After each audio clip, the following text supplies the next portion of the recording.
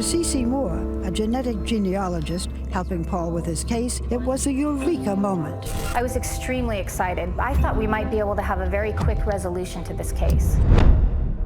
Finding biological fathers is a specialty of C.C. Moore, a genetic genealogist in Southern California. If we can find a second cousin or a predicted second cousin, we're pretty much in business.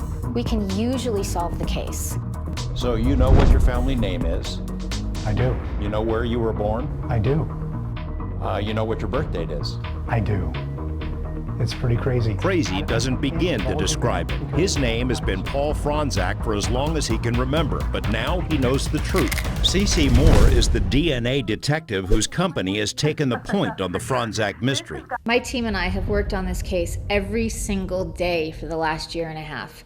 It might have been just a few emails a day, a few minutes of time, or it might have been 18 hours a day, which, believe me, many times it was. It's been an incredibly long road with unbelievable twists and turns.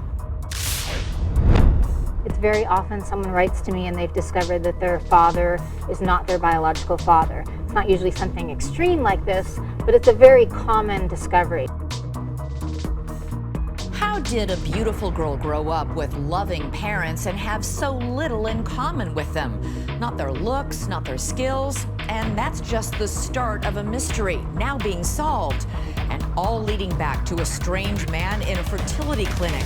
A man who could have deceived hundreds of families in the worst possible way.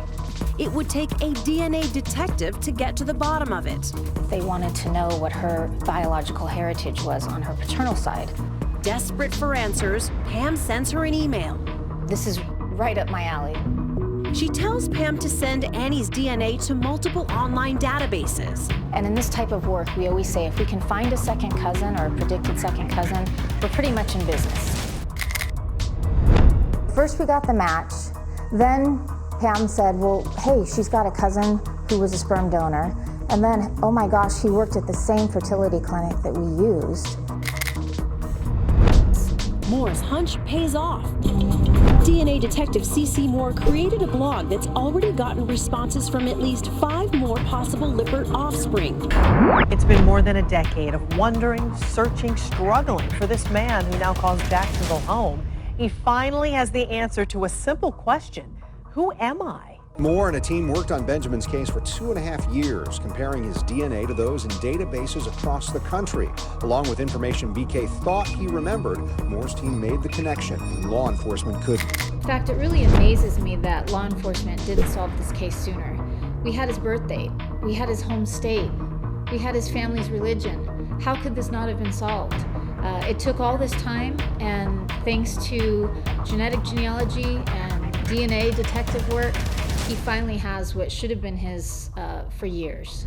In my case, learning about the diversity of my genetic makeup sent me on a quest to find out the source of my European genes. That's why I'm in California, to meet with C.C. Moore, a genetic genealogist, a new field in ancestry tracing.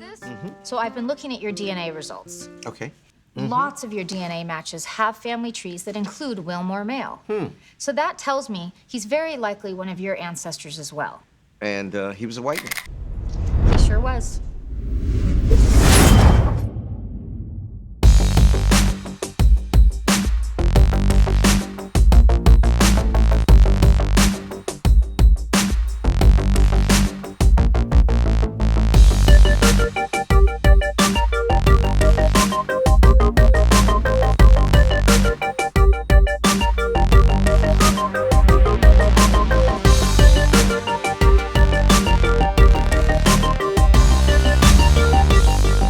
First time that I've been able to identify any of my white ancestors by name. That's unbelievable. Huh. Asian. Oh, I am a little Asian. Middle Eastern. 10.8% Northern European, 0.1% Iberian. Strong connections on some level to Asians and Native Americans is a great thing to think about. Thank God for that little bit of yellow. You need diversity. We know that.